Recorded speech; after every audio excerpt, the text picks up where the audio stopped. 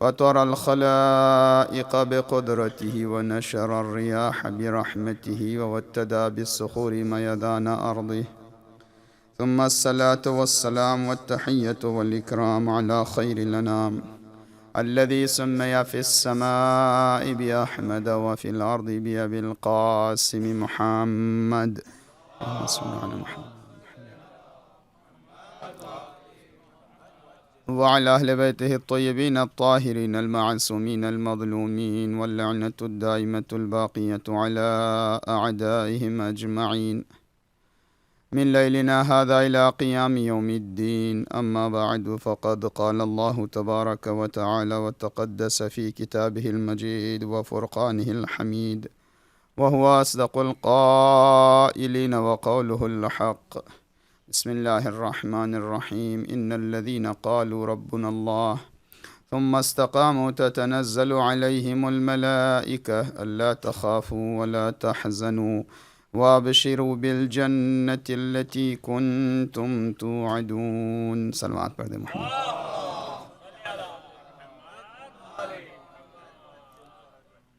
خداوند عالم کی جانب سے تمام صاحبان ایمان کے لیے یہ اعلان ہے کہ جو بھی دل سے اپنے رب کو اللہ مان کر زبان سے اقرار کرتے ہوئے ایمان کی راہ میں استقامت، پائیداری، ثبات قدم سے کام لیتے ہیں تو ایسے لوگوں پر ملائکہ نازل ہوتے ہیں اور ان سے کہتے ہیں کہ تم کو ڈرنے اور گھبرانے کی ضرورت نہیں ہے، تم کو اس جنت کی بشارت دی جاتی ہے کہ جس کا وعدہ پہلے سے ہوتا رہا. دین میں استقامت کے عنوان پر کچھ منظم اور ایک حد تک غیر منظم باتیں آپ کی خدمت میں عرض کی گئیں، اور اس سلسلے کا یہ آج آخری حصہ ہے. دین میں حقیقی استقامت ولایت کے ذریعے سے، ولایت اہل بیت کے ذریعے سے حاصل ہوتی ہے، اور ایمان عمل سے جدا نہیں ہے.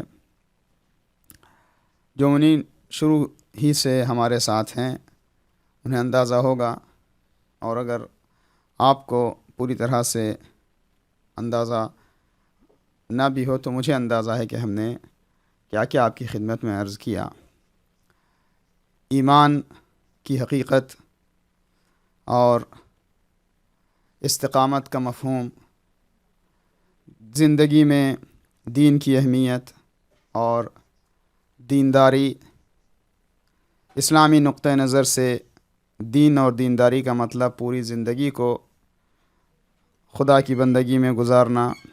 پھر ایمان کے حوالے سے ایمان کا اعلان کرنے والوں اور دعویٰ کرنے والوں کی قسمیں،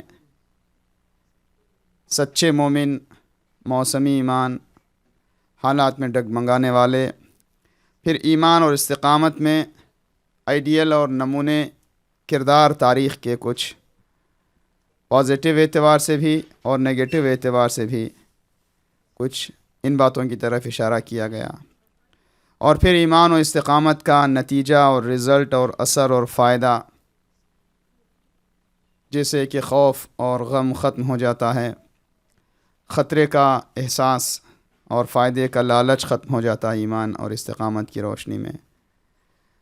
ایمان و استقامت کے آثار، فائدے، اور پھر کیا بات ہے، کیا وجوہات ہیں کہ جن کی بنیاد پر انسان کبھی سچ اور سچائی کو جانتے ہوئے بھی جب ثابت قدم رہنے کا وقت آتا ہے تو اس کے قدم لڑکھڑا جاتے ہیں. ان کے عوامل کیا ہیں؟ جیسے کہا گیا اکل حرام، غلط دوستوں کی ہم نشینی وغیرہ.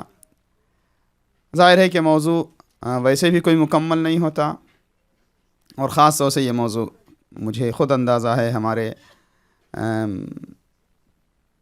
تصور میں جو باتیں تھیں، ظاہر ہے کہ اس میں کا بڑا حصہ ابھی رہ گیا اور ختم کیا بھی نہیں جا سکتا.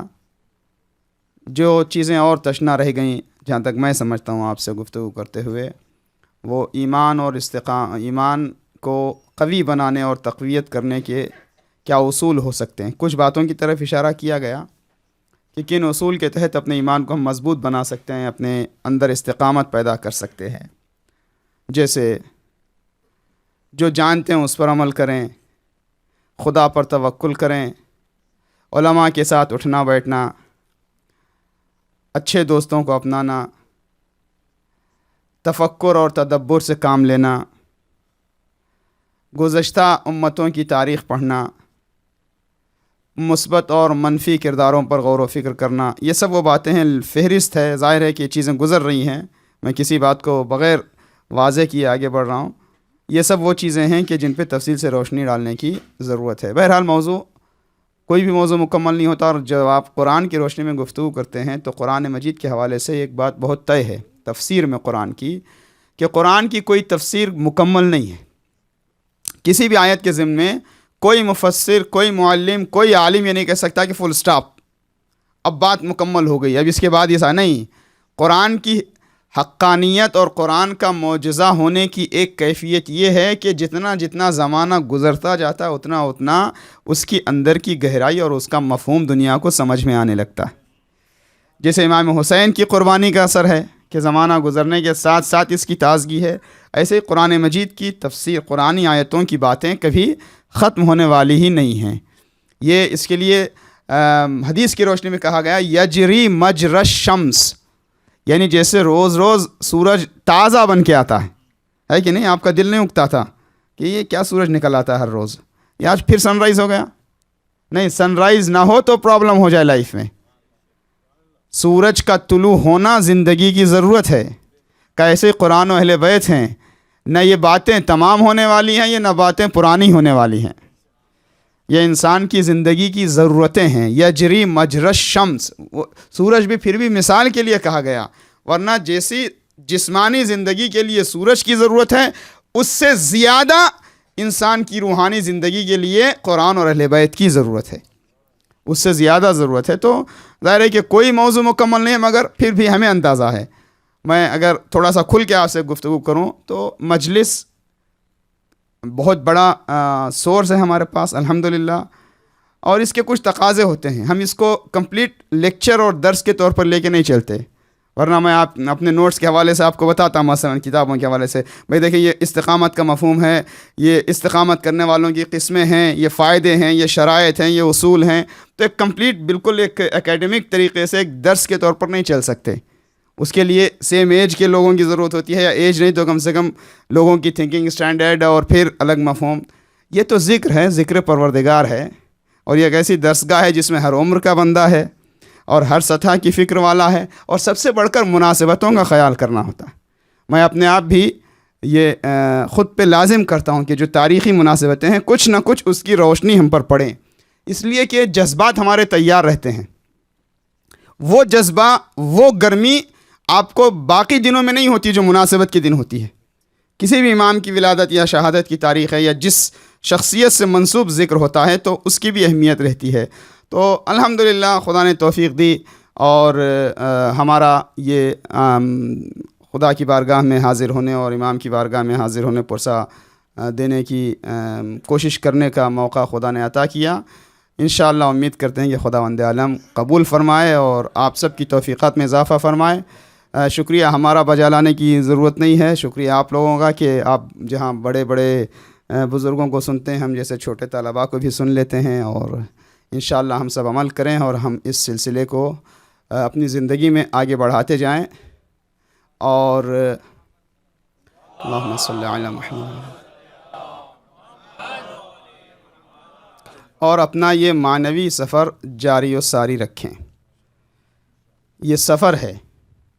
اس وقت میں گفتگو کو ختم کرنے سے پہلے، ظاہر ہے کہ 11 دن گزر چکے ہیں، ویسے 13 دن سے ہمارا سلسلہ یہ ہے، 2 دن پہلے سے ذکر شروع ہو چکا تھا. تو سوال یہ ہے کہ آپ نے 10-12 دن کی عزاداری کی روز عاشور تک. میں آپ کی طرف سے سوال پوچھ رہا ہوں اپنے آپ سے کہ ہم بیٹھ کے یہ سوچیں کہ ہماری عزاداری قبول ہو گئی کہ نہیں ہوئی. اب یہ پتہ چلے گا قیامت کے دن ہی، جب فائل آئیں گے تو 1437 اردو بولنے والوں کے لیے بھی کم سے کم اتنی تو کوشش کرنی چاہیے کہ نمبر انگلش میں بول دیں، مثلا 77 اور 95 اور 67 اور 68 اور ایسے. حالانکہ آپ لوگ تو ماشاء اللہ سے بزرگ ہیں جانتے ہیں، پھر بھی بعض بچے ایسے ہیں کہ جن کی بہت سادی سی اردو. 1437 ہجری کا محرم ہے. تو اب ہم نے یہ 10 دن کیے ہیں. تھوڑی دیر کے لیے ہم بیٹھ کے آج تجزیہ کرتے ہیں، ایک نتیجہ لیتے ہیں کہ ہماری عزاداری قبول ہو گئی کہ نہیں ہوئی. آرام سے آواز جا رہی ہے، میں بھی کوشش کر رہا ہوں کہ اپنے اوپر بوجھ نہ دوں، کیونکہ ہم جب زور سے بولتے ہیں تو آپ کے کانوں پہ بھی بوجھ پڑتا ہے. مگر اب ایک طریقہ ہے، درمیان میں آواز بڑھ جاتی ہے. بعض لوگ بہت زحمت کرتے ہیں، مسلسل زور سے بولتے ہیں.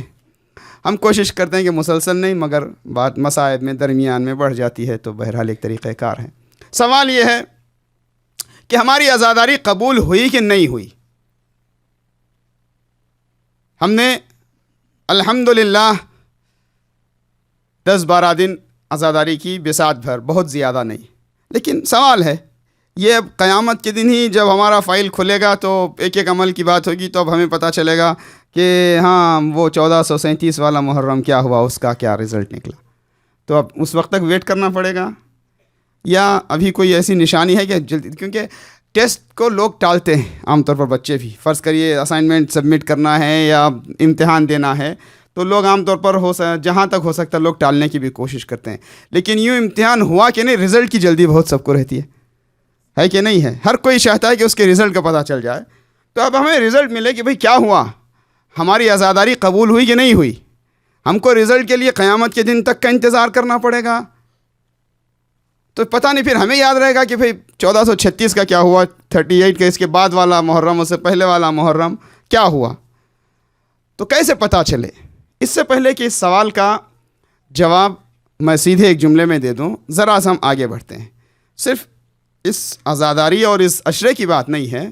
ہم نے نماز بھی پڑھی ابھی الحمدللہ، روز پڑھتے ہیں. امام حسین کی بارگاہ میں آنے والا کون ہے جو نماز نہ پڑھے؟ نماز تو پڑھتے ہی ہیں. ہم نے مجلس بھی کی، ہم حج پر بھی گئے، اللہ نے اگر توفیق دے دی اس سے پہلے گئے، انشاءاللہ جو نہیں گئے ہیں وہ بھی چلے جائیں. ہم زیارت پہ جاتے ہیں، ہم ماہ رمضان میں روزہ رکھتے ہیں. ہمیں قبولیت کا پتہ کیسے چلے کہ قبول ہوا کہ نہیں ہوا ہمارا عمل، ہماری عبادت قبول ہوئی کہ نہیں ہوئی؟ ہے نا سیریس سا ایک پریکٹیکل کوشچن، سب کے دل و دماغ میں گزرنے والی بات. میری نماز قبول ہوئی کہ نہیں ہوئی؟ اس کا آنسر بہت سمپل ہے، بہت سادہ ہے. وہ کیا ہے؟ کہا گیا کہ دیکھو، جس عبادت کا فلسفہ، جس عبادت کا فائدہ، جس عبادت کا اثر جو بتایا گیا، وہ اثر اور وہ فائدہ آپ کو مل رہا ہے تو اس عبادت کی قبولیت کی دلیل ہے. مثلا نماز کے فائدے ہیں، ہر عبادت کے. اچھا، ایک فائدہ بھی نہیں ہے، بعض اوقات ایک فائدے میں آپ بات کو محدود نہیں کر سکتے. مثلا نماز کا فائدہ کیا ہے؟ نماز کا ایک فائدہ یہ کہ نماز خود زینت ہے، بیوٹی ہے. کہا گیا کہ نماز انسان کے دین کا فیس ہے. میں کیسا دیندار ہوں، میری نماز میری دینداری کا فیس ہے، چہرہ ہے. نماز بیوٹی ہے. بعض بیان ہیں جیسے نماز شب کا اثر یہ ہوتا ہے کہ چہرے میں غیبت ہوتی ہے، نور ہوتا ہے. ضروری نہیں کہ آدمی رنگ سے گورا ہی بن جائے، لیکن بہرحال ایک روحانیت چہرے پر ہوتی ہے، رنگ اس کا سیاہ ہو کہ ریڈ ہو کہ وائٹ ہو، جو بھی ہو. نماز کا ایک اثر زینت ہے، بیوٹی ہے. نماز کا ایک اثر حفاظت بھی ہے. بھئی حفاظت کے لیے بھی نمازیں پڑھی جاتی ہیں. اس خطرے سے بچنے کے لیے یہ نماز پڑھو، یہ دعا پڑھو، بہت سی عبادتیں حفاظت کے لیے ہیں. یہ اور بات ہے کہ دنیا میں لوگ نمازیں پڑھ کے حفاظت حاصل کرتے ہیں، لیکن کچھ ایسے لوگ ہیں کہ جو نمازوں کی خود حفاظت ہیں. ہزاروں سر ہیں نمازیں جنہیں بچاتی ہیں، نماز کو جو بچائے وہ سر حسین کا ہے.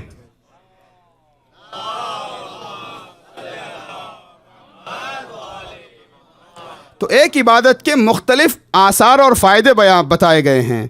نماز کا ایک فائدہ زینت ہے، ایک فائدہ حفاظت ہے، اور سب سے بڑھ کر ثواب ہے. ہمیشہ عمل اور عبادت کے فلسفے میں نہ ڈھونڈا کریں، نہ دوڑا کریں. ہمیشہ غور کرنا ہمارا حق ہے، رائٹ ہے، لیکن ضروری نہیں کہ ہر بات کا فلسفہ، یہ ریزننگ، یہ 4 رکعت ہی کیوں ہوگی، 3 رکعت. سمجھیں ہم، وجہ ضرور ہے. اللہ کے یہاں ہر کام میں حکمت ہے. اب میرے ذہن و دل و دماغ میں کتنی صلاحیت ہے سمجھنے کی، یہ الگ معاملہ ہے. کچھ چیزیں سمجھ میں آ جاتی ہیں، کچھ چیزیں سمجھ میں نہیں آتی. اس لیے کہا گیا کہ دیکھو ہمیشہ فلسفہ سمجھ کر ہی عبادت بجا لانے کی کوشش نہ کرو. تو شاید تمہارا فلسفے کی وجہ سے، وہ ریزننگ کی وجہ سے، آپ کا دل اس فائدے کی وجہ سے عبادت نہیں. خدا لائق عبادت ہے، اس کی عبادت کرو. اس کا فلسفہ تمہاری سمجھ میں آئے تو بھی اچھا ہے، چونکہ خدا کی بندگی ہو رہی ہے. تو اگر اس کا ریزن سمجھ میں بھی اتنا نہ آیا کوئی بات نہیں، عبادت کرتے جائیں. ٹھیک ہے، نماز کا ایک فائدہ خوبصورتی، ایک فائدہ حفاظت، گناہوں سے پاکی، اور سب سے بڑھ کر ثواب، واجب کی انجام دہی. ہمیشہ ثواب تو ہر عبادت میں ہے، نو ڈاؤٹ، ریوارڈ تو ملنے ہی والے ہیں، کوئی شک و شبہ نہیں ہے. خدا بخیل نہیں ہے، کریم ہے، وہ ضرور ثواب دے گا. ثواب کے علاوہ جو آثار ہیں، یہ ان دو آثار کے علاوہ ایک دوسرا اثر ہے نماز کا. وہ کیا؟ قرآن مجید کہتا ہے ان الصلاۃ تنہی عن الفحشاء والمنکر. نماز تم کو فحشاء اور منکر سے بچاتی ہے. یہ فحشاء کا مطلب بھی اردو میں برائی ہے، منکر کا مطلب بھی برائی ہے. واٹ از ڈفرینس بٹوین فحشاء اینڈ منکر؟ کیا فرق ہے دونوں کے درمیان؟ تو ایک تفسیر یہ بیان کی گئی کہ فحشاء کھلی ہوئی برائی، منکر چھپی ہوئی برائی، یا اس کا الٹا بھی. نماز برائیوں سے بچاتی ہے. کسی نے معصوم سے پوچھا مولا میری نماز میں نے پڑھ لی، اب یہ قبول ہوئی کہ نہیں خدا کی بارگاہ میں؟ کیونکہ صحیح ہونا الگ مسئلہ ہے، قبول ہونا الگ مسئلہ ہے. آپ کہیں گے خواہ ٹینشن پیدا کر رہے ہیں اور مشکل کر رہے ہیں بات کو. صحیح ہونے کا مطلب کیا ہے؟ طہارت ہو، وضو صحیح ہو، لباس پاک ہو، تلفظ صحیح ہو، ٹائم پر پڑھیں. یہ نہیں کہ مثلا فرض کریے ایک صاحب جو ہے وہ ایک قبلے کے اپوزٹ ڈائریکشن میں، پتہ نہیں تھا ان کو، نماز پڑھنے لگے اور نماز ختم. بھائی دوسرے نے کہا کہ نہیں آپ غلط ڈائریکشن میں پڑھ رہے تھے. قبلہ نے کہا نہیں، اس خدا دل دیکھتا ہے، وہ جاننے والا، اب جیسے پڑھ لی. نہیں، ایسا نہیں کہ وہ خدا دل دیکھ، نہیں، دل کے ساتھ طریقہ بھی صحیح ہونا چاہیے، نیت کے ساتھ بھی طریقہ سے. ورنہ اگر ہم ایسے ہی کمپرومائز کرنے لگیں گے ایک ایک چیز پر تو پھر کچھ نہیں بچے گا. لوگ بیٹھ کے کہیں گے کہ ہاں ہم زندگی میں ایک بار بیٹھ کے آرام سے بس ایسے ہی امیجنیشن میں اور تصورات میں عبادت کر لیں گے. نہیں، جو طریقہ منیمم کم سے کم بتایا گیا ہے اس کا خیال رکھنا ضروری ہے. ایک ہے مرحلہ صحت عبادت، عبادت کا درست ہونا، رائٹ ہونا، کریکٹ ہونا. وہ بھی مشکل ہے مگر اتنا مشکل نہیں ہے.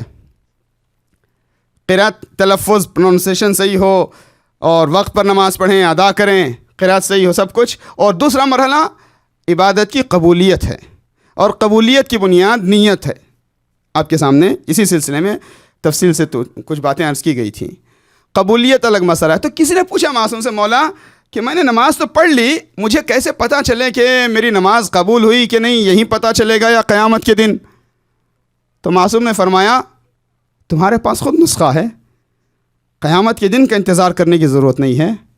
قرآن کہہ رہا ہے کہ اگر نماز پڑھتے ہو تو نماز برائیوں سے روکتی ہے. نماز پڑھ کے برائیوں سے دور ہو رہے ہو تو تمہاری نماز کی قبولیت کی دلیل ہے. اور اگر نماز پڑھتے بھی ہو برائیوں سے دور نہیں ہو رہے تو اس کا مطلب کہ نماز کی کیفیت کو اور قابلیت کو بڑھانے کی ضرورت ہے. دیکھیے معصوم نے نسخہ دیا، اب ہمارے سامنے ہے. دوسروں کو جج کرنے کا ہمیں حق نہیں ہے. ہر کوئی اپنے لیے ججمنٹ دے سکتا ہے، ہر کوئی اپنی کمزوری کو جان سکتا ہے. یہ نماز کے حوالے سے ہے. میں اگر اسی بات کو بڑھاتا جاؤں یہ پورا ایک اشرا ہوگا، صرف عبادت کی قبولیت اور فلسفہ عبادت پر بات کریں. نہیں، میں ہماری عزاداری آج اس سلسلے کا آخری ذکر ہے تو اس حوالے سے عرض کر رہا ہوں کہ ہم قبولیت اس کی دیکھنا چاہتے ہیں. روزہ ہے مثلا، توبہ ہے، رضا الہی ہے، زکوٰۃ ہے، حج ہے. ہم جاننا چاہتے ہیں کہ یہ سب ہماری عبادتیں قبول ہوئی کہ نہیں. پوری عبادتیں نہیں. مثلا روزے کی بہت سے فائدے ہیں. روزے کا جسمانی فائدہ یہ ہے کہ روزہ رکھنے سے تندرستی بڑھتی ہے، ہیلتھ اچھی ہوتی ہے. کہا گیا ہے کہ جتنی فاسد غیر ضروری فیٹ اور چربی ہے وہ ماہ رمضان کے روزوں سے کم ہو جاتی ہے. اب یہ اور بات ہے کہ مسلمانوں کا ماہ رمضان میں وزن بڑھ جاتا ہے گھٹنے کے بجائے، وہ الگ بات ہے. لیکن سحری بھی مستحب ہے، افطاری بھی کھانے کی تاکید ہے. مگر کھانے کی تاکید کا مطلب یہ نہیں کہ آپ جو ہے وہ اتنا کھائیں کہ وہ ماہ رمضان میں زیادہ، عام طور پر خاص طور سے مسلم کنٹریز میں. لیکن پھر بھی اس کے باوجود بھی دنیا کی سائنس نے بھی مانا کہ روزے کا بڑا فائدہ ہے. میڈیکل ایکسپرٹس ہم سے بہتر سمجھائیں گے کہ کتنا فائدہ ہوتا ہے روزے کا جسم کو. تو کیا روزہ صرف جسم کے لیے ہے؟ کہ نہیں، روزے کا فائدہ جسم کو ہے. روزے کا فائدہ ذہن و دل و دماغ کو بھی ہے ثواب کے علاوہ. کیا ہے؟ کہا روزہ آپ کے ڈیسیشن پاور کو، آپ کے ول پاور کو بڑھا دیتا ہے۔ جب آپ روزہ رکھتے ہیں تو آپ کو پیاس لگ رہی ہے، گھر میں کوئی بھی نہیں ہے، آپ کے فریج کے اندر بالکل ٹھنڈے ٹھنڈے شربت ہیں، کول ڈرنکس ہیں، نہ جانے کیا کیا سب کچھ، آئس کریم ہے، سب ہے، شدت کی پیاس ہے، آپ ڈیلس کی گرمی میں گھر تھکے تھکے جاب سے پہنچے ہیں، باہر 100+ جو ہے ڈگری گرمی چل رہی ہے، مگر پھر بھی آپ چونکہ روزے سے ہیں، گھر میں سب کچھ ہوتے ہوئے کسی کے نہ روکنے کے باوجود بھی آپ پیتے نہیں ہیں۔ یہ آپ کے ارادے کی قوت کو بڑھا دیتا ہے، آپ کے ارادے کی قوت۔ یہ ثواب اور روحانیت کے علاوہ صرف ذہن و دل و دماغ کی کیفیت میں آپ اسٹرانگ بن جاتے ہیں، آپ مضبوط ہو جاتے ہیں، آپ کے کنٹرول کرنے کی طاقت بڑھ جاتی ہے۔ کام روزے کا ایک یہ ذہنی فائدہ ہے، لیکن یہی کچھ نہیں ہے۔ روزے کا فائدہ یہ ہے کہ آپ ایک سوشل فائدہ ہے روزے کا۔ فقراء اور جو لوگ کھانا نہیں رکھتے، فوڈ لیس لوگ ہیں، جن کے پاس کھانا نہیں ہے، جو بھوکے تڑپ رہے ہیں دنیا کے اندر، بہت سے لوگ آج بھی ملینز کی تعداد میں ہیں، ایسا ویسا نہیں کہ کم ہوں، جن کے پاس 2 وقت کی روٹی نہیں ہے، ان کو یاد کرتے ہیں۔ لیکن تمام چیزوں کو ملا کر قرآن مجید نے ایک لفظ میں کہا روزے کا فلسفہ کیا ہے؟ یا ایھا الذین آمنوا کتب علیکم الصیام کما کتب علی الذین من قبلکم۔ آپ میں سے ہو سکتا ہے کوئی سوچ رہا ہے کہ بھائی آج یہ رمضان کی تو کوئی تقریر نہیں ہو رہی ہے، نہیں، عزاداری کے حوالے سے بات ہو رہی ہے۔ ہمارے پاس عبادتیں ٹکراتی نہیں ہیں، ہم خوشی بھی عبادت کے طور پر کرتے ہیں، غم بھی عبادت کے طور پر مناتے ہیں، یہاں کوئی ٹکراؤ نہیں ہے۔ وہ کم ظرفی یا کم علمی یا بے بصیرتی ہوتی ہے کہ جس میں تقابل ہونے لگتا ہے کہ یہ افضل ہے، کہ یہ افضل ہے، کہ یہ افضل۔ بھائی جیسے معصوم نے کہا کرتے جاؤ، نیت اچھی رکھو، سب افضل ہے۔ چیزوں کو، عبادتوں کو ٹکرانے کی ضرورت نہیں ہے۔ تو لیکن روزے کا فلسفہ کیا ہے؟ کہ لعلکم تتقون، روزہ اس لیے فرض کیا گیا تاکہ تمہارا تقوی بڑھ جائے۔ اگر روح ملائم ہو گئی، نرم آمادہ، دل آمادہ ہو گیا، تم خدا سے قریب ہونے لگے، نفس پر قابو پانے لگے، تو روزے کی قبولیت کی دلیل ہے۔ ٹھیک ہے، 2 مثالیں میں دے چکا، ایک اور مثال دوں گا۔ ایک اور بات، وہ کیا؟ اللہ کو راضی کرنا ہر ایک مسلمان کی خواہش ہے، بلکہ آیات و روایات کی روشنی میں خدا کی رضا حاصل کر لینا یہ کسی بھی مسلمان کے مسلمانی کا کمال ہے۔ اللہ راضی ہو جائے، اللہ راضی ہو جائے، اللہ راضی ہو جائے۔ ہر بزرگ کے نام کے ساتھ مسلمان رضی اللہ عنہ کہتے ہیں، اللہ اس سے راضی ہو جائے۔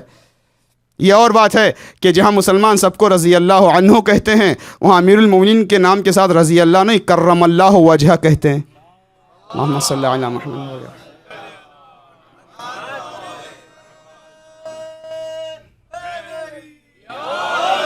کیوں کرم اللہ وجہ کہتے ہیں؟ اس لیے کہ یہ وہ چہرہ ہے جو کبھی کبھی کبھی کسی بت کے سامنے جھکا نہیں،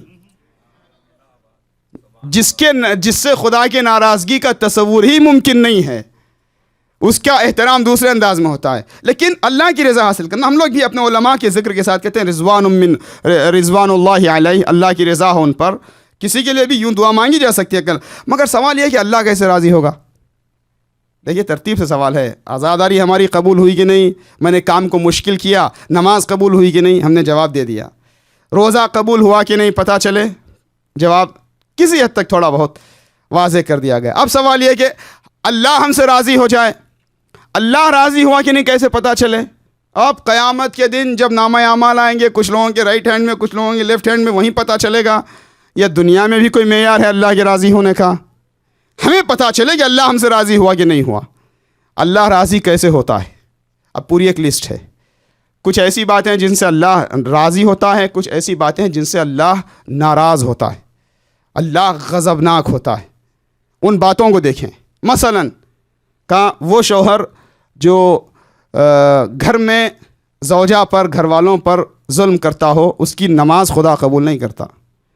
ہوتا نا ایسا کبھی کبھی جو ہے، یہ جنرل باتیں ہیں، ویسے بھی اتنی تفصیل سے نہ میں آپ کو جانتا ہوں نہ آپ مجھے جانتے ہیں۔ بعض لوگ بڑے سوشل ہوتے ہیں، بڑے نمازی، پرہیزگار، مجلس سب۔ ایک بزرگ تھے، ایک صاحب نے مثال دی تھی، جیسے گھر جاتے ہیں تو صدام بن جاتے ہیں۔ کبھی کبھی ایسا ہوتا ہے۔ اچھا کبھی الٹا بھی ہوتا ہے اس کے۔ ایک زوجہ اپنے شوہر کے حق میں ایک ظالمہ بن جاتی ہے، اذیتیں پہنچاتی ہے۔ روایت میں ہے کہ خدا اس شوہر کی نماز نہیں قبول کرتا جو زوجہ کو اذیت پہنچائے، خدا اس زوجہ کی عبادت نہیں قبول کرتا جو شوہر کو اذیت دے۔ دونوں طرف کی باتیں. اور پھر میاں بیوی کے علاوہ ماں باپ، رضا اللہ مع رضا الوالدین، اللہ راضی ہوتا ہی والدین کی رضایت کے ساتھ ہے. اگر کوئی صبح شام نمازیں پڑھا کرے، اگر ایک سخت نگاہ، ایک کڑی نظر اپنے ماں باپ میں سے کسی پر ڈال دے تو اللہ اس کی کوئی نماز قبول نہیں کرتا. بعض روایتوں میں ہے کہ جنت، تو خیر جنت بہت بڑی چیز ہے، جنت کی جو اسمیل ہے، جنت کی جو خوشبو ہے وہ 500 ایئرز تک پہنچتی ہے. یعنی جو جنت میں نہیں ہیں لیکن جنت کے دور رہنے والے، کچھ تھوڑا قریب ہیں، کچھ بات کر جنتیوں کے علاوہ جو جنت نہیں جا سکے، ان میں بھی دور دور لوگ ہیں، کچھ لوگ ذرا نزدیک ہیں، کچھ لوگ بہت دور ہیں. کہ جنت کی خوشبو 500 سال کے فاصلے تک پہنچتی ہے. جو عاق والدین ہیں خداوند عالم اسے اتنا دور رکھے گا کہ وہ جنت کی خوشبو تک نہیں سونگھ سکتا. اب چاہے جتنی نمازیں پڑھے، چاہے جتنی مجلسیں کرے، چاہے جتنی زیارتیں کریں.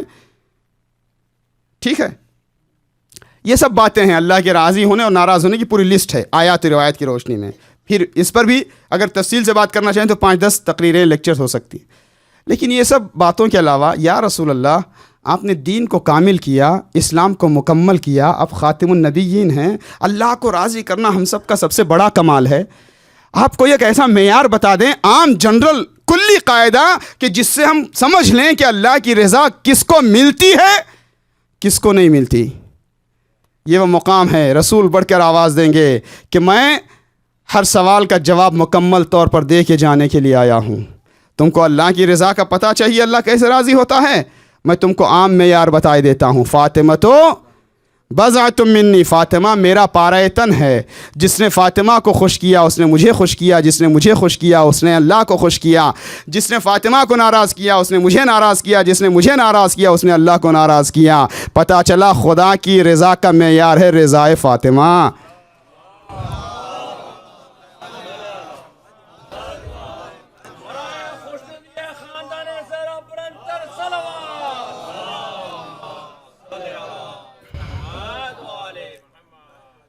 اللہ کی رضا. دیکھیے اگر رسول اللہ نے عام اعلان کر دیا، اب اگر کسی کو اللہ کو راضی کرنے کا شوق ہے تو اسے چاہیے کہ فاطمہ کو راضی کرے. اگر کسی نے فاطمہ کو ناراض کیا تو لاکھ پوری دنیا مل کر اس کے حق میں دعا کرے. فاطمہ ناراض تو جنت کی خوشبو تک نہیں سونگھ سکتا. عام اعلان ہے نا. یہ وہ حدیث ہے جسے سب مسلمان مانتے ہیں. اگر فاطمہ سے کوئی ناراض، فاطمہ کسی سے ناراض، بی بی اگر کسی سے ناراض ہیں تو وہ کبھی نجات پا نہیں سکتا، وہ کبھی نجات کی منزل سے قریب ہو نہیں سکتا. یہی وجہ بیوی کا ذکر ہے. ظاہر ہے کہ بیوی مرکز ہیں امام حسین کی عزاداری کے پرسے کے لیے بھی، اور ویسے بھی معرفت کے حساب سے بھی. پنجتن میں بھی مرکزی رول ہے، سینٹرل رول ہے جناب سیدہ کا.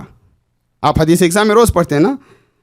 جب پنجتن زیرے کے ساتھ جمع ہو گئے تو جبریل نے پوچھا یا رب من تحت الکسا، یعنی پہلے خدا نے کہا کہ میں نے دریا کو روانی دی نہیں، میں نے کشتیاں جاری نہیں کی، میں نے زمین کا فرش بچھایا نہیں، آسمان کا شامیانہ لگایا نہیں، میں نے دنیا کو خلق کیا نہیں، مگر ان کی محبت نے. جب اللہ کی طرف سے یہ اعلان سنا، جبریل نے پوچھا یا رب آخر یہ کہاں کون؟ جبریل روز آتے جاتے ہو اس بارگاہ میں. تو فرشتے کبھی روٹیاں لینے کو آتے ہیں تو کبھی جبریل آیتیں پہنچانے آتے ہیں. یہ روز آنا جانا ہوتا ہے، رفت آمد ہوتی ہے. شاید وجہ کیا ہے کہ جب پانچوں کے پانچوں نور ایک جگہ، پانچوں حصے نور کے مل کر جمع ہو جائیں تو جبریل جیسے مقرب فرشتے کی نگاہیں بھی خیرہ ہو جائیں. یا رب من تحت الکسا. جب انٹروڈکشن کا اور تعارف کا وقت آیا تو خدا نے کہا ہم فاطمہ. تو آپ کی سنی ہوئی باتیں ہیں مگر میں نتیجہ کیا لینا چاہتا ہوں، توجہ کا طالب ہوں. خدا نے پہچانوایا کہ یہ اس میں فاطمہ ہیں، اس میں ان کے بابا ہیں، ان کے شوہر ہیں، ان کے بچے ہیں. اللہم صلی علی محمد وعلی محمد. یعنی جب تعارف کا وقت آیا، پہچانوانے کا وقت آیا تو رسول کی شخصیت اپنی جگہ پر، امیر المومنین کی عظمت اپنی جگہ پر، مگر اہل کسا اور پنجتن اور اہل طہارت کو تعارف کروانا ہے تو مرکز ہے فاطمہ. شاید مشیت پروردگار جانتی تھی کہ بعد میں رشتے جوڑے جائیں گے. دیکھیے بات طے ہو گئی. اہل بیت میں کون ہو سکتا ہے کہ اہل بیت سے رشتہ جوڑنا ہے تو رسول سے رشتے نہ دیکھو، امیر المومنین سے رشتے نہ دیکھو، حسن و حسین سے رشتے نہ دیکھو. مرکز ہے طہارت کا فاطمہ. جہاں فاطمہ سے نسبت مل گئی، اس کے لیے مثال دی جاتی ہے عام طور پر جو سرکل بنتا ہے، دائرہ اردو میں سرکل جو بنتا ہے، سرکل کا ایک سینٹر پوائنٹ ہوتا ہے، جو سینٹر پوائنٹ ہے اسے کہتے ہیں سرکل کو، سرکل جتنا چاہے چھوٹا ہو، چھوٹے سے چھوٹا سرکل ہو سکتا ہے، اور پھیلاتے جائیں تو بڑے سے بڑا سرکل ہو سکتا ہے، لیکن چاہے جو بڑا سرکل ہو چھوٹا ہو، ہر دائرے کے ہر حصے کا اور سرکل کے ہر پارٹ کا ڈسٹنس سیم ہونا چاہیے مرکز سے، ورنہ وہ جو ہے پھر سرکل نہیں کہلا سکتا۔ عجیب بات ہے، خداوند عالم نے جب نورانی خاندان کو پہچانوانا چاہا تو مرکز جناب سیدہ کو قرار دیا۔ اب ان سے دیکھو رسول کے گھر میں اور بھی کوئی مثلا زوجہ کے طور پر آئے یا امیر المومنین کی زندگی میں بالکل کھلے ذہن سے بات کر رہا ہوں، امام حسن امام حسین سے رشتے جوڑیں، امامت کے رشتے جوڑیں، کا جس سے بھی رشتہ جوڑنا ہو، اگر مرکز دیکھنا ہے طہارت کا تو جناب سیدہ ہیں،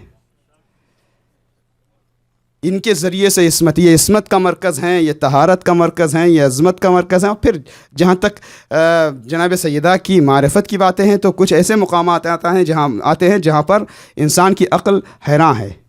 مثلا بہت مشہور حدیث ہو سکتا ہے آپ نے بھی یقیناً سنی ہوگی کہ خداوند عالم کا یہ قول ہے، حدیث قدسی ہے کہ اے لولاک لما خلقت الافلاک، اے میرے حبیب اگر تم نہ ہوتے تو میں نے آسمانوں کو نہیں پیدا کیا ہوتا۔ اور اگر لولا علی، بعض اوقات جو ہے وہ سوال پیدا ہونے لگتے ہیں ذہن میں، سوال اپنے آپ غلط نہیں ہیں، وَلَوْلَا علی لما خلقتک، اگر تم نہ ہوتے تو میں، اگر علی نہ ہوتے تو تمہیں پیدا نہ کرتا۔ دیکھیے افضلیت کی باتیں ہیں ورنہ غلط فہمی ہو سکتی ہے، بات پوری سنیں۔ اے میرے حبیب اگر آپ نہ ہوتے تو ہم نے آسمانوں کو، کائنات کو نہ بنایا ہوتا، اور اگر علی نہ ہوتے تو ہم نے آپ کو بھی نہ بنایا ہوتا، اور اگر فاطمہ نہ ہوتی تو آپ دونوں کو بھی نہ بنایا ہوتا۔ اب اس کی توجیہ کیسے ہو سکتی ہے؟ میں نے بات چھیڑ تو دی، وقت نہ لگ جائے اس میں، بہت سادی سی بات ہے کہ اب دنیا کی خلقت بغیر رسالت اور ہدایت کے بے مقصد ہوتی، اگر رسول نہ ہوتے تو دنیا بےہودہ ہوتی، دنیا کی خلقت، انسانیت گمراہ ہو جاتی، تو رسول کی رسالت کے بغیر کائنات کی خلقت بے مقصد، کا رسالت بغیر ولایت کے نامکمل ہوتی، اگر ولایت اور امامت امیر المومنین نہ ہوتی تو رسالت کا اثر ظالموں نے مٹا دیا ہوتا۔ اسی لیے کہا کہ اگر ولایت و امامت علی نہ ہوتی تو رسالت کا بھی کوئی فائدہ نہ ہوتا، اور اگر فاطمہ اور اولاد فاطمہ کی قربانیاں نہ ہوتی تو ولایت علی کو بھی دنیا ختم کر چکی ہوتی، اور آخری آنے والا جو وارث انبیاء و ائمہ ہے وہ بھی فرزند زہرا ہے، اس اللہم صلی علی محمد۔ اور اتفاق سے یہ بھی روایت میں بتایا گیا ہے، عام طور پر ہم لوگ، آپ لوگ یہی تقریر میں کہتے اور بیان کرتے ہیں کہ جناب سیدہ کائنات کی عورتوں کے لیے نمونہ ہیں، لیڈیز کے لیے نمونہ عمل ہیں، آئیڈیل ہیں۔ حدیث میں زمانے کا امام فرماتا ہے ولی اسوۃ فی جدتی، فاطمہ میری جدہ سیدہ میرے لیے اسوہ عمل ہیں، عورتوں کے لیے خاص، عورتوں کے معاملات میں نمونہ تو ہیں، مگر یہ نہ سمجھیں کہ جناب سیدہ صرف خواتین کے لیے نہیں، جناب سیدہ پوری کائنات کے لیے نمونہ ہیں، پوری کائنات کے لیے۔ ان کے گھرانے کی محبت کو فرض کر کے اللہ نے بندگی کا حصہ قرار دیا، کہا اگر ان کی محبت نہیں ہے تو کچھ نہیں ہے، کچھ نہیں ہے۔ بات یہاں تک پہنچی ہے، چوتھے امام ابو حمزہ سمالی سے کہتے ہیں، ابو حمزہ سمالی کا نام آپ کے لیے آشنا ہے، کون ابو حمزہ سمالی؟ جس کی دعا کم سے کم آپ ماہ مبارک رمضان کی سحریوں میں پڑھا کرتے ہیں، بڑی عجیب دعا ہے، بڑی عظیم دعا ہے۔ چوتھے امام کے عظیم سے صحابی ہیں، شاگرد ہیں۔ ابو حمزہ سمالی سے پوچھا، اے ابو حمزہ بتاؤ، ای البقاع من الارض افضل، زمین کے مقامات میں سے، پلیسز آف ارتھ میں سے سب سے دی بیسٹ پلیس کون سا ہے؟ افضل ترین جگہ کون سی ہے؟ جو امام کے قریب ہوتے ہیں، جن کو اللہ نے معرفت دی ہوتی ہے، وہ اماموں کے سامنے اپنی کم علمی اور بے علمی اور جہالت کا بڑے کھلے دل سے اقرار کرتے ہیں۔ مولا ابو حمزہ جیسا عالم، باب مدینۃ العلم کا شاگرد، کہتا مولا فرزند رسول ہی بہتر جانتا ہے، آپ بتا دیں کہ دنیا کی زمینوں میں سے سب سے بہترین زمین کون سی ہے؟ امام نے سوال پوچھا، ابو حمزہ نے کہا کہ مولا آپ ہی بتائیں۔ امام نے فرمایا ما بین الرکن والمقام، خانہ کعبہ میں رکن اور مقام کے درمیان کا جو حصہ ہے وہ زمین کی افضل ترین جگہوں میں سے ہے۔ پھر اس کے بعد امام فرماتے ہیں جانتے ہو ابو حمزہ، اگر کسی کو اللہ حضرت نوح کی عمر دے دے، اتنی لمبی عمر میں روز نمازیں پڑھا کرے، پوری رات نمازیں پڑھا کرے، دن کو روزے رکھا کرے، صفا و مروہ کے درمیان سعی کرتا رہے، خانہ کعبہ کا طواف کرتے کرتے ما بین الرکن والمقام اس کا دم نکل جائے، اگر اس کے دل میں میری جدہ اور ان کے گھرانے کی محبت دل میں نہیں ہے تو جنت کی خوشبو بھی نہیں سونگھ سکتا۔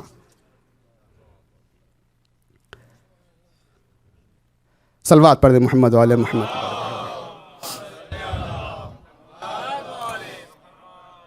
بتلاؤ گھر میں جاؤ گے تم در کو چھوڑ کر منزل، میں نہیں چاہتا تھا کہ آپ کو اشعار وغیرہ سب سناؤں، میں بس بات یہاں تک پہنچی ہے۔ بتلاؤ گھر میں جاؤ گے تم در کو چھوڑ کر، منزل کسی نے پائی ہے رہبر کو چھوڑ کر، سیراب ہو گے ساقی کوثر کو چھوڑ کر، آخر ملے گا کیا تمہیں حیدر کو چھوڑ کر۔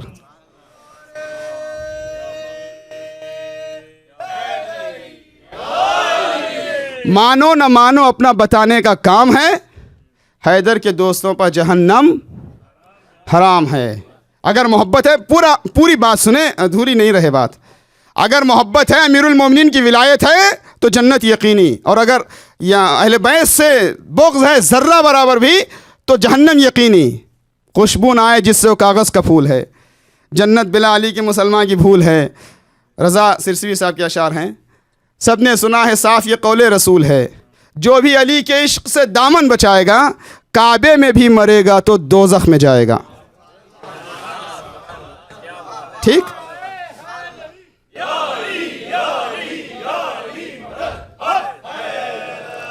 تو میں نے حدیث پہلے آپ کے سامنے بیان کری، رسول اللہ کی بھی حدیث ہے، اگر کوئی 1000 سال عبادت کرے، پھر 1000 سال عبادت کرے، پھر 1000 سال عبادت کرے۔ دیکھیں ایمان و استقامت کی منزل انسان کو کہاں تک پہنچاتی ہے؟ محبت ہے تو محبت کے ساتھ اس ظرف کی ضرورت ہے، اس اطاعت کی ضرورت ہے، صرف زبان کا دعوی محبت کافی نہیں ہے۔ قرآن کہتا ہے کچھ لوگ ایسے ہیں یدخلون فی دین اللہ افواجا، دین خدا میں داخل ہونے والے بہت سے ہیں۔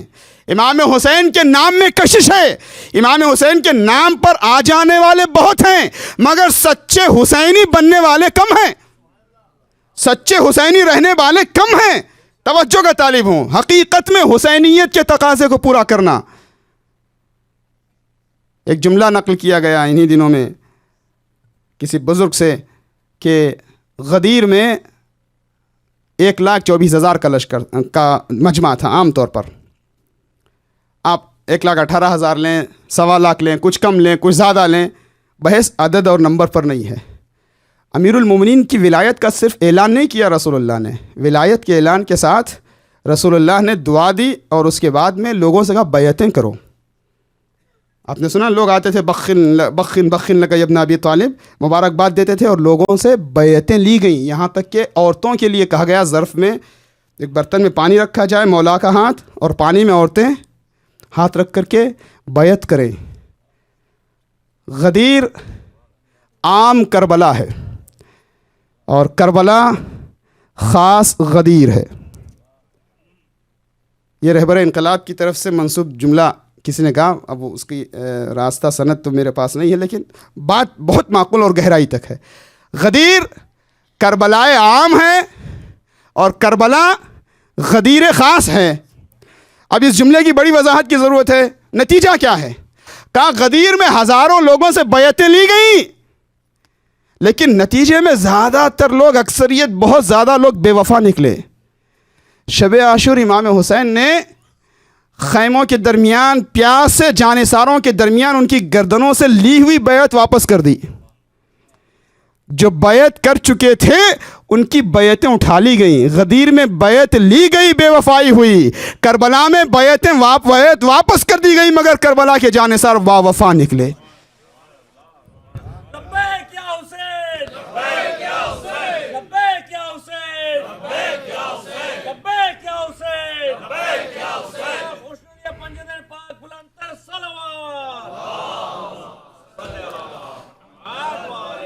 اسی لیے تکمیل غدیر کربلا کہا گیا. غدیر کا پھل ہے کربلا.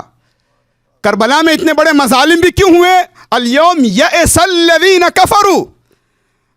منافق کافر مایوس ہوئے. جب کوئی مایوس ہوتا ہے نا، مایوس ہونے کا مطلب تھک جانا نہیں، مایوس ہونا یعنی جس کے راستے پورے بند ہو جائیں، جس کو کہیں کوئی راستہ نہیں نکل آتا ہے تو کیا کرتا ہے؟ بوکھلا ہٹ جا. اردو میں کہتے ہیں بوکھلا جانا. وہ اپنے حواس کھو جاتا ہے اور الٹی سیدھی ایسی حرکتیں کرتا ہے کہ جس کا کوئی جسٹیفیکیشن سمجھ میں نہیں آتا.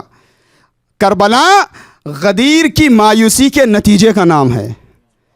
حقیقت میں دشمنی تو اصل رسول اور توحید سے تھی. توحید کو مٹانے کی امید یہ تھی کہ رسول دنیا سے اٹھ جائیں گے تو ہم توحید کا پرچم ختم کر دیں گے، توحید کے پرچم کو خم کر دیں گے، سرنگوں کر دیں گے. جب رسالت کے ساتھ ولایت کا اعلان ہو کر توحید کی حفاظت کا اعلان ہو گیا تو اب کفار مایوس ہوئے، اور جو منافقت مایوس ہوئی تھی اس مایوسی کا نتیجہ کربلا میں وہ مظالم ڈھائے گئے کہ جس کی مثال تاریخ میں کہیں نہیں ملتی. بہرحال اگر محبت ہے اور محبت کا تقاضا پورا کیا جا رہا ہے تو نجات یقینی ہے. بس تقاضائے محبت کیا ہے؟ بولتے بہت ہیں ہم لوگ، تھوڑا سا اس میں ایکسپلینیشن کی ضرورت ہے. یعنی ہم اپنے ظرف کو اتنا بڑھائیں، تسلیم ہو جائیں اماموں کی بارگاہ میں، جو میں نے اس سے پہلے کئی بار آپ کے سامنے نتیجے کے طور پر اپنی گفتگو کی عرض کیا تھا. تسلیم ہو جائیں تو کیا ہوگا؟ بہت مشہور واقعہ ہے نا، پورا واقعہ تفصیل سے بتانے کی ضرورت نہیں. ایک شخص آیا چھٹے امام کے پاس، مولا آپ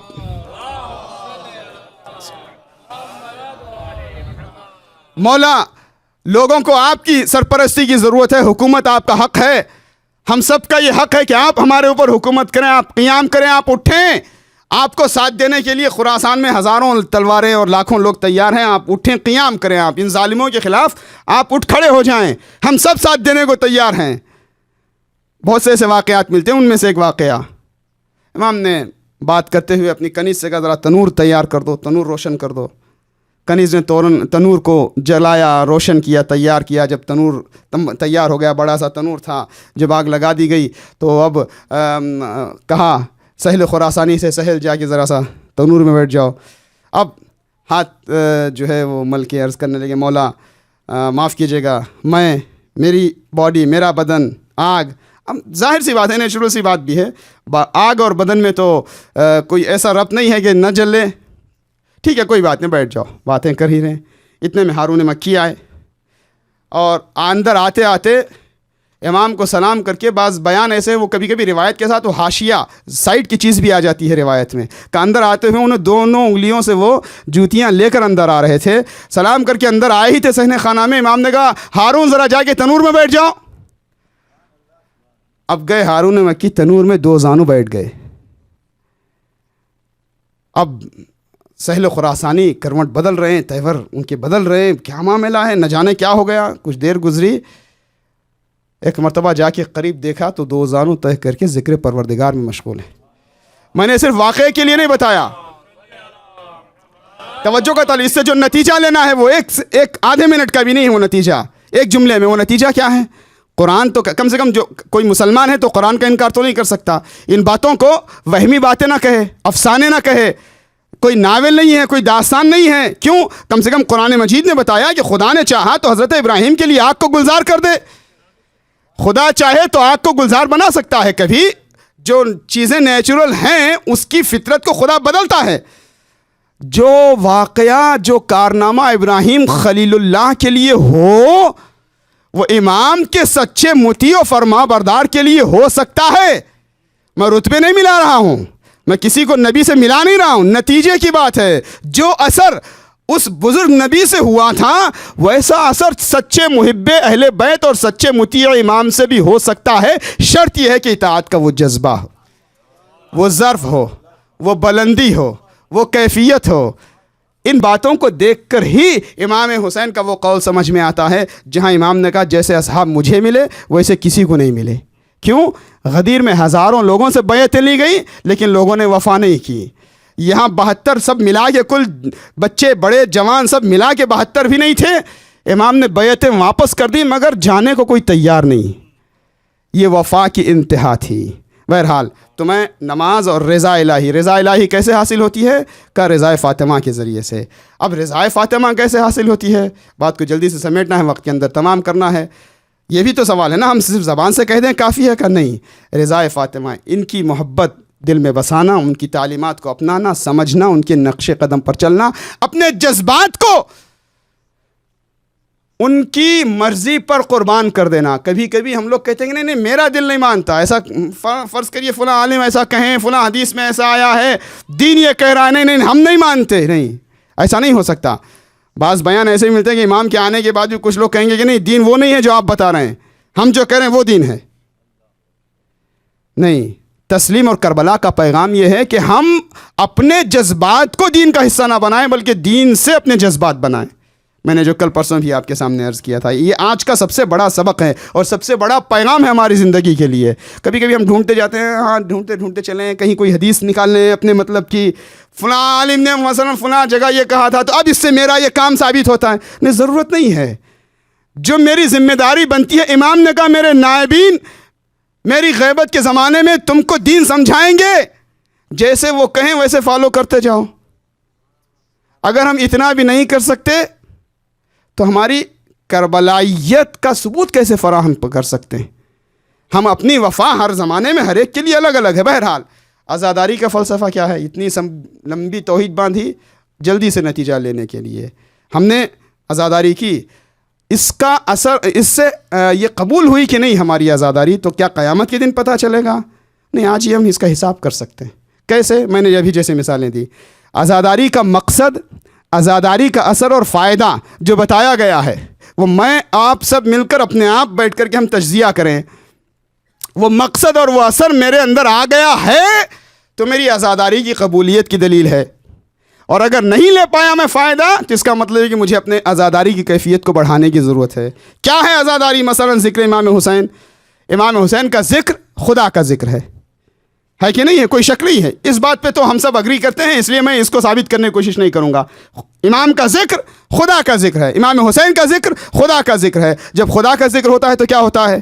ایک فائدہ یہ ہے کہ اس سے اطمینان میسر آتا ہے. دوسرا فائدہ یہ ہے، قرآن مجید کی آیت ہے انما المؤمنون الذین اذا ذکر اللہ وجلت قلوبهم واذا تلیت علیہم آیاتہ زادتہم ایمانا. مومن وہ ہیں کہ جب بھی اللہ کا ذکر ہو، ایک بار نہیں، زندگی میں کبھی کبھی نہیں، جب بھی اللہ کا ذکر ہو تو ان کا دل مائل ہوتا ہے، نرم ہو جاتا ہے. پھر جب بھی کسی آیت الہی کا تذکرہ ہو، حسین خدا کی بہت عظیم آیت کا نام ہے، ذکر حسین ہم نے سنا، وَإِذَا تُلِيَتْ عَلَيْهِمْ آیَاتُهُ زَادَتْهُمْ ایمانا. اب ہم نے 10 دن امام حسین کا ذکر کیا، اگر ہمارے ایمان میں اضافہ ہو گیا تو ہماری عزا کی قبولیت کی پہچان. اگر میں وہی ہوں جہاں چاند رات سے پہلے تھا تو اس کا مطلب ہے کہ میں نے حاصل نہیں کیا.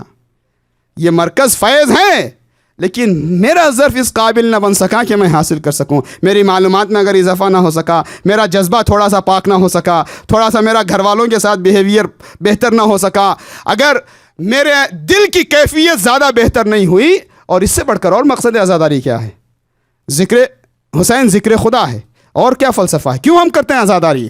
صرف ذکر کے طور پر ثواب کے لیے نہیں کرتے. میں نے پہلی شب میں پہلی استقبالیہ تقریر میں عرض کیا تھا، کیوں کرتے ہیں ہم عزاداری؟ نصرت امام کے جذبے کے لیے. ہم کربلا میں نہیں تھے، قربانی پیش نہیں کر سکے، آج امام کی بارگاہ میں عرض کرتے ہیں مولا آپ نے تنہا عصر عاشور حل من ناصر ینصرنی کہا تھا، آج ہم تیار ہیں نصرت کے لیے. اگر میرا آپ کا جذبہ نصرت بڑھ گیا، یعنی ہر چیز چھوڑ کر امام کی بارگاہ میں جانے اور امام کے لیے آمادہ ہونے اور اپنے گھرانے کو، اپنی زندگی کو آمادہ کرنے کے میں اگر قابل بہتر ہو گیا تو میری عزاداری کی قبولیت کی دلیل ہے. جو فائدہ عزاداری کا، جو مقصد بتایا گیا، اگر وہ میرے اندر آ رہا ہے تو یہ اپنے آپ قبولیت کی دلیل ہے. اور اس میں دوسروں کو جج کرنے کی ضرورت نہیں ہے، ہم اپنے آپ اپنی زندگی میں ہر کوئی دیکھ سکتا ہے، سوچ سکتا ہے. اسی لیے اس کو تکرار نہیں کہا گیا، یہ اذا ذکر اللہ وجلت قلوبہم، جب بھی ذکر کرو حسین کا، ہر بار کا یا حسین کہنا، یعنی ابھی میں نے یا حسین کہا، ہر بار کا یا حسین کہنا ہمیں اور بلند کر دے. حسین کا ذکر ہمیں بلند کرتا جائے، بلند ہوتے جائیں، بلند ہوتے جائیں. معراج انسانیت کی کیفیت ہو، خدا کے قریب ہوتے جائیں، دنیا کی مادی چیزوں سے اٹھیں تو یقیناً ہم اس قابل بنے کہ عزاداری ہماری قبول ہوئی ہے. بات کو ختم کرنا ہے. کسی نے جو ہے وہ سچی سی مثال دی تھی, بہت سنجیدہ, بہت سیریس, بہت اچھی مثال نہیں ہے, دیکھنے میں بڑی سی سادی سی مثال لگتی ہے, لیکن بات کو واضح کرنے کے لیے کہ جیسے چیزوں کا ایڈورٹیزمنٹس ہوتا ہے. مثلاً فرض کریے کسی کے بال زیادہ گر رہے ہیں تو کہتے ہیں کہ یہ دوا استعمال کرو. دوا کے استعمال سے پہلے بالکل صاف سر دکھایا جا رہا ہے, اور دوا کے استعمال کے بعد بالکل گھنے بال. اب وہ کتنا صحیح ہے کتنا غلط ہے اس سے بڑھ کر اس مثال کو ہم یہاں دیکھ سکتے ہیں. محرم کی چاند رات سے پہلے اور 12 محرم یا 40 تک یا ایام اعضاء کے خاتمے کے بعد تک اتنی معنوی کیفیتوں کے بعد بھی جہاں تھے وہیں رہے, اور زیادہ مثلاً سر کے بال گرنے والی کیفیت ہے اور تھوڑا سا پیچھے ہو گئے, فلاں گروپ کیا کہہ رہا ہے, فلاں مولوی نے کیا کیا, اور وہ گروپ ایسا ہے, اور وہ سینٹر ایسا ہے, اور وہ اور ایسا ہے, اور یہ ایسا ہے, اور وہ ایسا ہے. انہی باتوں میں الجھے رہے, آگے بڑھنے کے بجائے کہیں پیچھے تو نہیں چلے گئے. خدا نہ خواستہ کبھی ایسا بھی ہو سکتا ہے معنویت اور معنوی دسترخوان میں بھی جو ہے. اچھا, کبھی اس کا مطلب نہیں کہ کہیں کچھ آپ نہ بولیں, نہیں, جہاں پہ حق بات بولنی چاہیے, سچی بات کرنی چاہیے, بغیر فتنہ فساد کے, امر معروف کے جذبے کے ساتھ, اصلاح کی نیت کے ساتھ, خلوص نیت کے ساتھ, خدا اور رسول اور امام حسین کی مرضی کے لیے انوالومنٹ رہنا چاہیے. انوالومنٹ الگ ہے, ڈسٹرب کرنا, مزاحمت کرنا, فتنہ کرنا الگ ہے. تو یہ نہیں کہ بعض اوقات جو ہے بہت ہم سیدھے بن جاتے ہیں کہ نہیں ہم تو خاموش, بہت نیوٹرل رہتے ہیں. نہیں, نیوٹرل رہنے کا مطلب یہ نہیں ہے کہ ذمہ داری سے دور ہو جائیں. جو سچائی ہے اس کی طرف لوگوں کو بلاتے رہیں. بہرحال باتیں بہت ہو گئی, مجھے اس وقت ختم کر دینا چاہیے تھا. خدا کرے کہ انشاءاللہ ہماری عزاداری قبول ہوئی ہو اور ہو جائے انشاءاللہ. خدا کریم ہے اور جناب سیدہ بھی کریم ہیں, وہ کم کو بھی بڑے داموں خریدنے والے. کیوں نہ ہو, خدا نے بہت بڑا وسیلہ بنایا, صرف بہانا چاہیے نسبت حسین سے. اگر حسین کا ذکر ہو تو دل بھی پاک ہوتا ہے انشاءاللہ, آنکھیں بھی پاک ہوتی ہیں. اللہ اکبر. 11 محرم کی تاریخ آ گئی. شام غریباں اور روز عاشور کی مصیبت کا ایک الگ رخ ہے, اور 11 محرم سے جو مصیبت ہے اس مصیبت کی بات ہی کچھ اور ہے. یہ عجیب مصیبت ہے. یہاں سے تو بڑی شہادت کا آغاز ہوتا ہے, یہاں سے بڑی قربانیوں کا آغاز ہوتا ہے, یہاں سے بڑی مصیبتوں کا آغاز ہوتا ہے. اللہ اکبر. کیسی مصیبت؟ حسین سے زینب کا چھٹ جانا, سکینہ کے لیے اب اپنے باپ کا سینہ نہیں ہے. اور یہی نہیں کہ صرف اپنے بابا کا سینہ نہیں ہے, بلکہ اب بابا کو یاد کرنے پر درے لگائے جاتے ہیں, تماچے لگائے جاتے ہیں. دنیا کی غریب سے غریب قوم بھی, دنیا کا غریب سے غریب خاندان بھی اپنے جنازے کی جسارت, اپنے جنازے پر جسارت اور اس کی توہین کو برداشت نہیں کر سکتا. سید سجاد جب قافلے کو اسیر کر کے لے جایا جا رہا تھا تو بعض بیان ایسے ہیں کہ بیمار کی کمزوری کا عالم یہ تھا کہ ناقے پر رک نہیں سکتے تھے تو قدموں کو ناقے سے باندھ دیا گیا تھا. اس کے باوجود جب بیمار کی سواری اپنے بابا کے بے گرو کفن لاشے کے قریب پہنچی, سید سجاد نے خود کو بابا کے جنازے پہ گرا دیا. گریا کرتے ہوئے ایک مرتبہ بیمار کو غش آ گیا, بے ہوش ہو گئے. تاریخ کہتی ہے جناب زینب آگے بڑھی, سید سجاد کا شانہ ہلایا, یا بقیت اخی,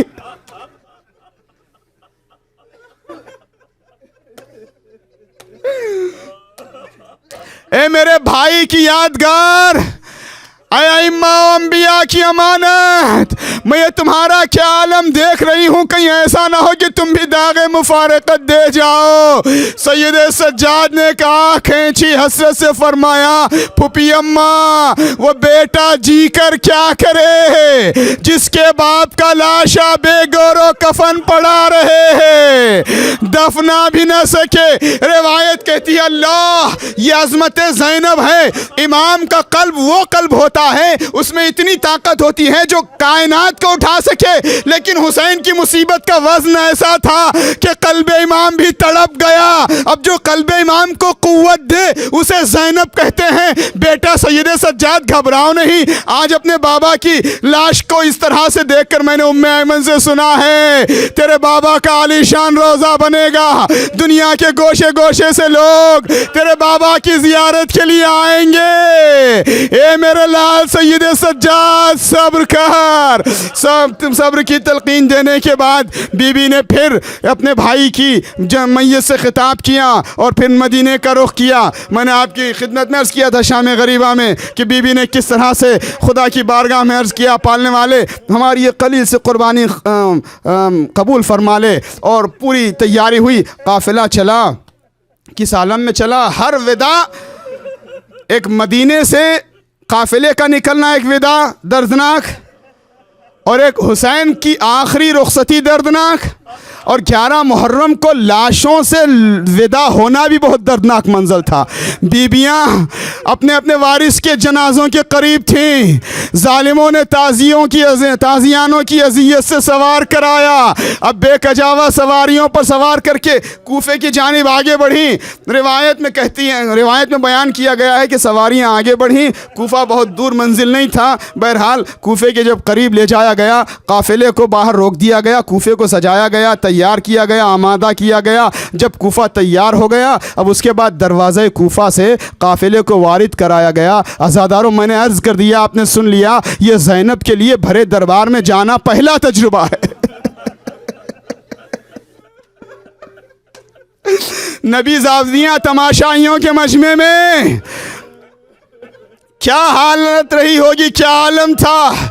लेकिन अज़ादारों, तारीख़ कहती है कि बीवियों ने सरों से अपने चेहरों को बालों से अपने चेहरों को छुपाया हुआ था और तमाशाइयों का मजमा था। एक मरतबा अली की बेटी ज़ैनब ने इसी आलम में जब बीबियां सर झुकाए हुए थे, बुलंद आवाज़ में सब ने सुना कि दोस्त ने, दुश्मन ने, सिपाहियों ने, तमाशाइयों ने, आने वालों ने, सब ने मिलकर बुलंद आवाज़ में गैर मामूली तरीक़े से तकबीर बुलंद की, अल्लाह अकबर। अब ज़रा सा बालों को हटा कर ज़ैनब ने देखा तो क्या देखा कि नौके नेज़ा की बुलंदी पे सरहाए शुहदा को बुलंद किया गया है।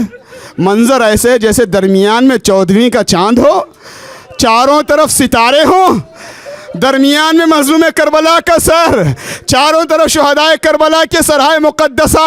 अब ये जो मंज़र बीबी ने देखा तो अपनी पेशानी महमिल पे मारी, अपने भाई से खिताब करती है। शायद शहादत के बाद सर का पहला दीदार हो रहा था। भैया भैया, तुम्हारे बाद ये मज़ालिम नहीं सहे जाते। भैया ज़रा अपने बीमार का आलम तो देखो। बयान करते हुए कहती हैं, भैया मेरे नाना को मेरा सलाम सुना देना, भैया मेरी माँ फ़ातिमा को मेरा सलाम सुनाना, भैया मेरे भाई हसन मुश्तबा को मेरा सलाम सुनाना। बयान करते हुए कहती हैं, भैया मेरे बाबा अली मुर्तज़ा को मेरा सलाम सुना के कह देना, बाबा आपकी ज़ैनब तमाशाइयों में नंगे सर ले जा बाजारों में नंगे सर ले जाई जा रही है। अज़ादारों से उनकी मजलिस आखिरी जिक्र है, मैं मजलिस तमाम कर देता, मगर एक जुमला दफन शुहदा के हवाले से अर्ज़ करना मैं ज़रूरी समझता हूँ कि इधर कूफे को काफ़िला ले जाया गया, उधर बनी असद के कबीले की औरतों ने अपने मर्दों की गैरतों को जगाया कि तुम्हारी गैरतों को क्या हुआ, रसूल को क्या मुँह दिखाओगे, रसूल का नवासा आया, शहीद कर दिया गया, तुमने मदद नहीं की, प्यासा रहा, तुमने मदद की। और गैरत की इंतहा, बेगैरती की इंतहा ये है कि रसूल के नवासे का लाशा बेगोरो कफन पड़ा हुआ है, तुमने कफन तक नहीं दिया, दफनाया तक नहीं। अब बनी असद के कबीले के लोग बेलचे लेकर, सामान लेकर कब्रों को बनाने और शुहदा के लाशें दफनाने के लिए आए। तारीख़ कहती है कि एक मरतबा मज़लूम करबला के जनाजे के करीब पहुँचे, इतने में क्या देखा कि एक सवार बाएजाज़ इमामत आ रहा है। ये वो मुकाम है, इमाम को इमाम ही दफनाता है। यहाँ सैयद सज्जाद इमामत के एजाज़ के ज़रिए से आए। एक मरतबा सवारी दूर से करीब आई, जब आई तो बनी असद के कबीले से पूछा, तुम क्या करना चाहते हो? कहा हम हुसैन के लाशे को दफनाना चाहते हैं, रसूल के नवासे को। कहा फिर मामला क्या है? कहा हमें हमसे लाश पहचानी नहीं जाती, लाशें इतनी पामाल हैं कि एक तरफ से उठाते हैं तो ज़मीन पर गिर जाती है। बीमार ने एक आह खींची, मजलिस तमाम है, अल्लाह आपकी आज़ादारी को कबूल फरमाए, हम सबको खुलूस नियत की तौफीक दे। अज़ादारों, तारीख़ कहती है इमाम ने आँख खींची, हाय मेरा मजलूम बाबा, आमादा कब्र मिली, खाके कब्र को हटाया, अंदर से गोया 2 हाथ नमूदार हुए, शबीह दस्ते रसूल। बीमार ने अपने बाबा के पामाल बदन को कब्र मुतहर पर रखा, अंदर रखा, बहुत गिरिया किया, कटी गर्दन पे मुंह रख दिया। जब अपने बाबा को कब्र में रख चुके, ऊपर اوپر آئے, قبر میں مٹی بھی ڈال دی. جب قبر بن گئی, کسی بھی مومن کی قبر بنانے کے بعد ایک حکم شریعت یہ ہے کہ اس کو مہر کیا جاتا ہے تھوڑا سا پانی ڈال کر کے. گویا مہر کرنے کا وقت تھا. اب میں نہیں جانتا کہ پانی سے مہر کیا گیا, لیکن اتنا ضرور کہتے تاریخ میں ملتا ہے کہ سید سجاد کی آنکھوں سے آنسوؤں کا سیلاب اس طرح سے جاری تھا. اللہ اکبر.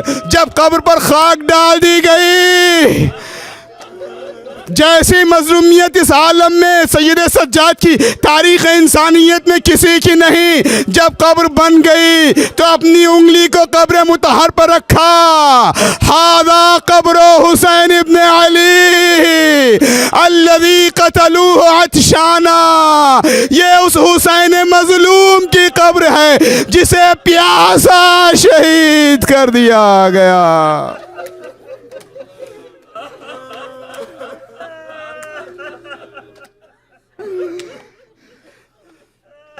الا لعنت اللہ علی القوم الظالمین وسيعلم الذين ظلموا أي منقلب ينقلبون. پروردگار ہمارے قلیل اعمال قبول فرما, ہمارے ذکر کو قبول فرما, ہماری عزاداری کو قبول فرما, ہمارے تمام گناہ صغیرہ کبیرہ کو معاف فرما. پالنے والے تمام خدمت گزار والنٹیئرز, مینجمنٹ کے لوگ, ذکر سنانے والے, سننے والے, مالی مدد کرنے والے, وقت دینے والے, سب کی خدمات کو قبول فرما. دنیا کے تمام عزاداروں کی حفاظت فرما, عزاداری کی حفاظت فرما, زائرین کی حفاظت فرما, زیارت گاہوں کی حفاظت فرما, علماء مہاراج اکرام سب کی حفاظت و نصرت فرما. مالک ہمیں اس قابل بنا کہ امام کے لشکر کا حصہ بن سکے, امام کے ظہور میں تعجیل فرما اور ہم سب کو ان کے اعوان و انصار میں شمار فرما. ماتم حسین.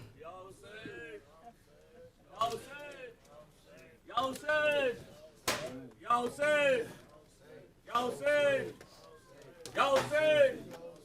Ya Hussein! Ya Hussein! Ya Hussein! Ya Hussein!